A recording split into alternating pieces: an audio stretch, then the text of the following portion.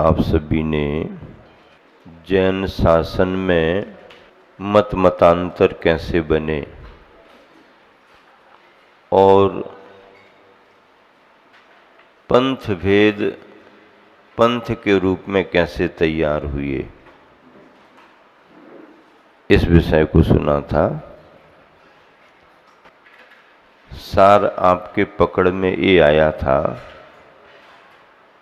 कि भगवान महावीर स्वामी के निर्वाण जानने के 162 वर्ष बाद 12 वर्ष के पड़ने वाले दुर्भिक्ष यानी अकाल के समय जो विषम परिस्थितियां बनी साधकों के सामने, समाज के सामने, देश के सामने, उस वातावरण में शैथिल्य आने लगा और शैथिल्य आते आते एक संप्रदाय के रूप में वो तैयार हो गया। पहला भेद जिन शासन में श्वेतांबर और दिगंबर के रूप में हुआ। श्वेत वस्त्रधारी अपने आप को मुनि कहला करके श्वेतांबर कहलाए और जिन्होंने निर्वस्त्र अवस्था के मूल मार्ग को ही संभाले रखा, उसी में मान्यता रखी, वह विचारधारा और उसके अनुयायी, उसके साधक दिगंबर कहलाए। जैन समाज में, पूरी दुनिया में जैन समुदाय को श्वेतांबर और दिगंबर कम्युनिटी के नाम से जानते हैं। वैसे तो बहुतायत जैन समुदाय के नाम से ही जानते हैं। लंबी परंपराएं चलती रहीं और जब ये स्थिति श्वेत वसनधारियों की आगे बढ़ती गई तो मूल दिगंबर परंपरा को संभालने का काम कौन करे? शैथिल्य तो बढ़ रहा है। साधुओं का कुछ विषम परिस्थिति के कारण और कुछ सुविधाओं को ध्यान में रखने के कारण प्रवृत्ति बढ़ रही है। ऐसे समय में मूल परंपरा को कौन संभाले? संभालने में तो उस समय के सभी दिगंबर मुनि आचार्य रहे होंगे, लेकिन ऐसा प्रभावशाली व्यक्तित्व उस समय जिसने पूरे देश में घूम फिर करके एक बहुत बड़े संघ के रूप में बहुत बुलंद आवाज के साथ दिगंबर सिद्धांतों को, दिगंबर मान्यताओं को अच्छे तरीके से स्थापित किया और सभी को संभाला। उसमें किनका नाम लिया जाता है? आचार्य प्रवर कुंद स्वामी का नाम लिया जाता है। कुंद स्वामी के पहले 683 वर्ष की जो ज्ञान परंपरा थी आचार्यों की, उसका उल्लेख तो किया, पुस्तक में लिखा हुआ है, आप सबने पढ़ा। 683 वर्ष के बाद जब श्वेतांबर समुदाय भी खड़ा हो गया, तब दिगंबर मान्यता को सम्मान दिलाने के लिए और स्थापित करने के लिए पुरजोर प्राणपन से जिन्होंने काम किया और उस उपलब्धि को भी प्राप्त किया, ऐसे आचार्य प्रवर कुंद स्वामी रहे। कौन रहे? आचार्य प्रवर कुंद स्वामी रहे। कुंद स्वामी के बारे में बहुत सारी चर्चाएं हैं।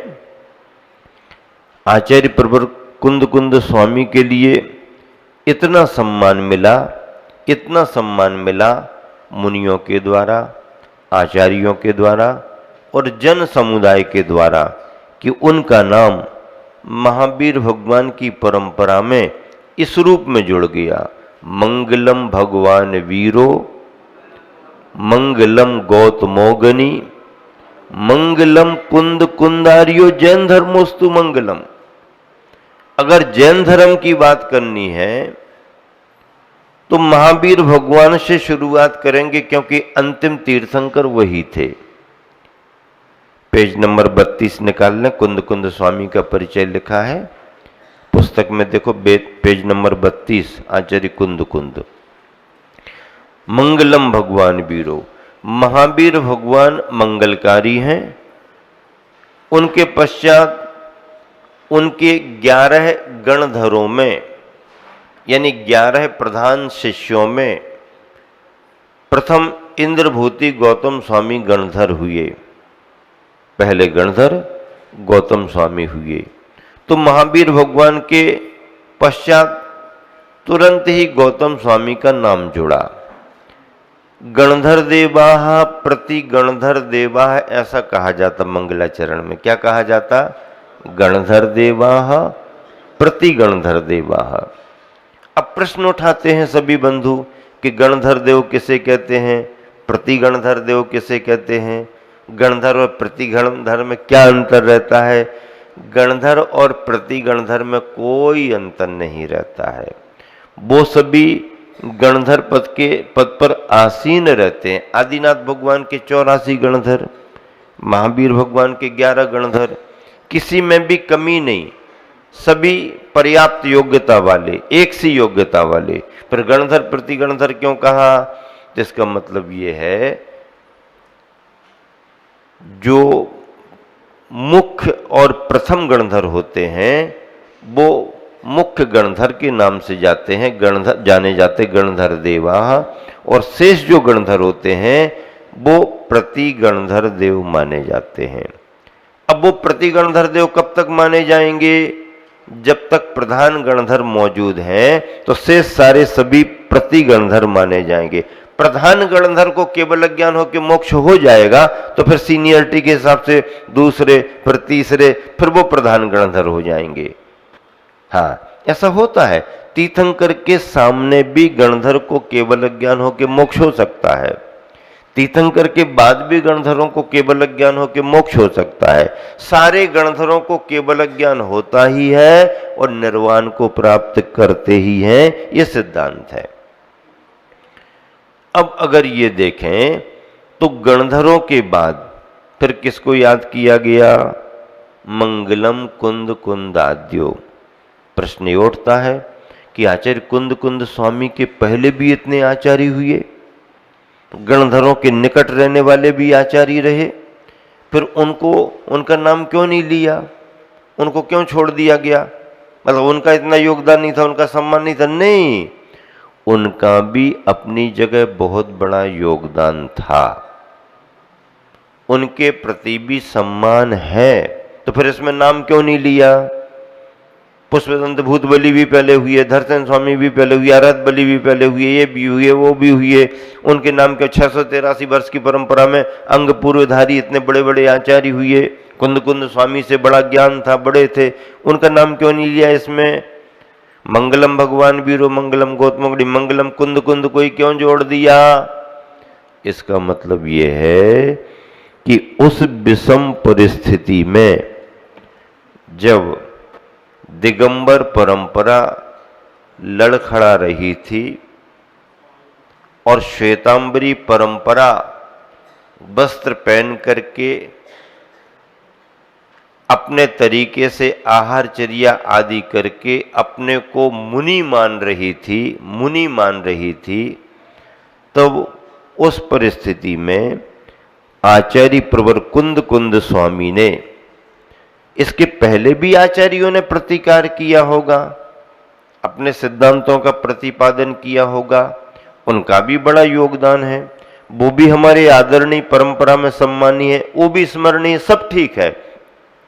लेकिन जिस तौर तरीके से और जिस क्षमता के साथ में आचार्य प्रवर कुंद कुंद स्वामी ने खड़े होकर के श्वेतांबरी सिद्धांतों का निराकरण किया और दिगंबरीय मूल परंपरा और सिद्धांतों को स्थापित किया, तो उन कुंद स्वामी के उस बड़े योगदान के कारण आचार्य प्रवर कुंद स्वामी को इतना सम्मान दिया गया है।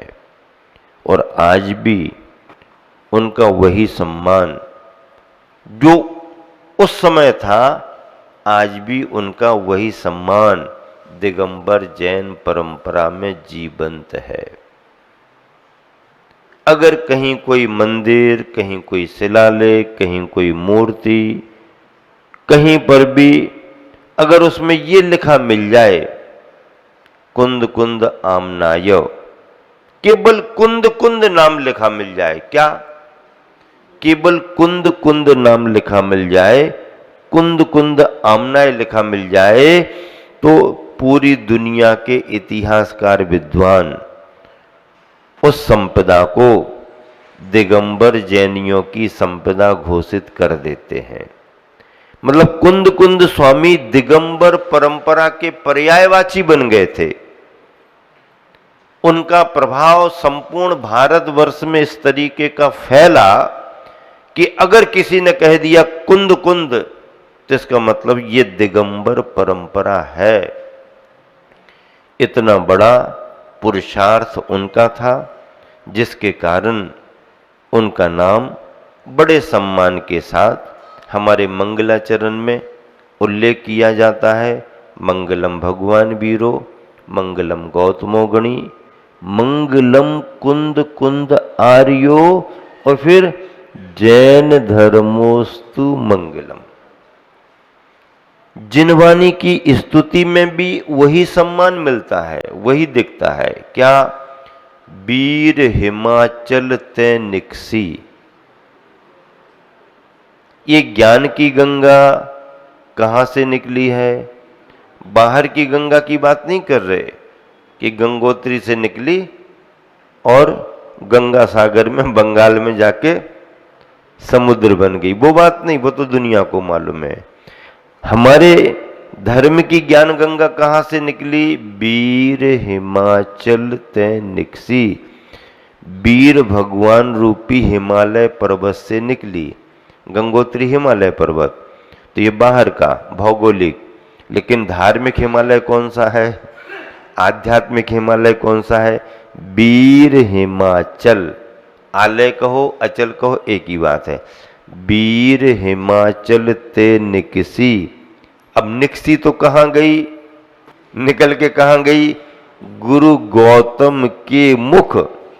अब गुरु गौतम के मुख, ये बाहर की गंगा जब गंगोत्री से निकलती है तो गौमुख कुंड में आती है। कहाँ आती है? गौमुख कुंड में। बाहर की गंगा निकल करके गौमुख कुंड पर आती है। तो हमारे वीर भगवान की ज्ञान की गंगा हिमालय से निकली, वीर हिमाचल से, तो कहाँ गई? गुरु गौतम के मुख। गौमुख, गौतम मुख गौमुख से आई, गौतम मुख से आई। फिर कहाँ गई? बाहर की गंगा गौमुख से निकल करके फिर नीचे कुंड में गिरती है, नीचे कुंड में गिरती है। फिर हमारी ज्ञान की गंगा वीर हिमाचल से निकल करके गौमुख गौतम स्वामी से आगे बढ़ करके कुंड कुंड कुंद कुंद स्वामी ने झेली।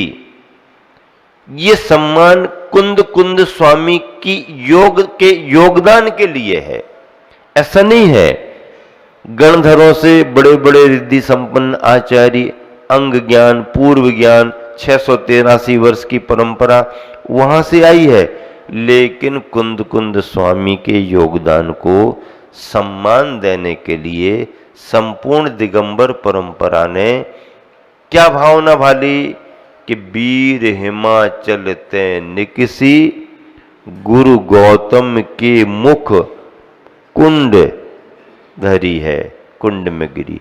तिलोय पन्नति में गंगा प्रवाह का बड़ा अच्छा चित्रण है। आप उसमें जब देखेंगे तो उसमें ये सभी, जैसा मैं बता रहा हूं, प्रतीक लिखा हुआ है, कैसे निकलती, कैसे आगे बढ़ती, क्या है। उसमें तो एक कथन ये भी है कि जब कुंड मतलब जब गौमुख से मतलब पानी बहता है तो एक अरहंत प्रतिमा भी विराजमान है, उस पर वो पानी अभिषिक्त होते हुए पानी फिर आगे बढ़ता है, फिर आगे बढ़ता है, ऐसा लिखा है। हाँ, तो इस तरह से कुंद कुंद स्वामी का ये बड़ा योगदान है। कुंद कुंद स्वामी का जन्म आंध्र प्रदेश, इसमें पूरा परिचय लिखा हुआ है। और कोंडकुंड एक ग्राम था, वहाँ पर उनका जन्म हुआ। माता ने बहुत अच्छे संस्कार दिए। घोटी में ही उनको जैनत्व का बोध हुआ और 11 वर्ष की उम्र में, कितने वर्ष की उम्र में? 11 वर्ष की उम्र में, आप सोचो तो, विचार तो करो, 11 वर्ष की उम्र में कुंद कुंद ने मुनि दीक्षा धारण कर ली। 11 वर्ष की उम्र में, समय था वो 8 वर्ष की उम्र में दीक्षा ले सकता है। संगनन अगर है और भाव अगर आ गया, ले सकता है। फिर मां ने क्या संस्कार दिया? शुद्धोसी बुद्धोसी निरंजनोसी संसार माया परिवर्जितोसी।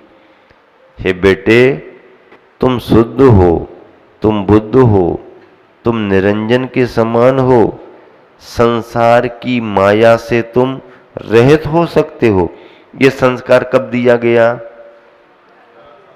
पालना झुला रहे और घुट्टी में जो खिला पिला रहे उसमें दिया। आज के बच्चों को आप कहां दे पाते हैं?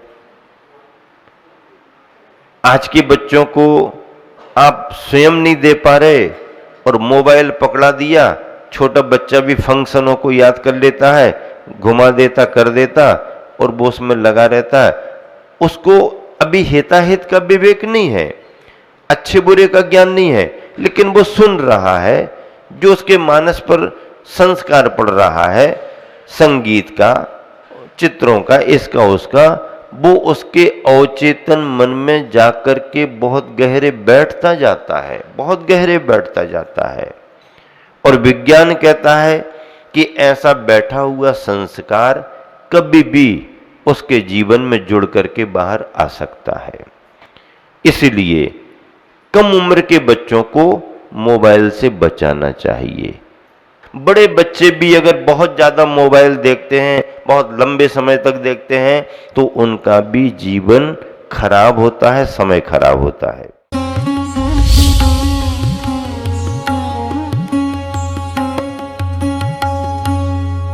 सपने तब सच होते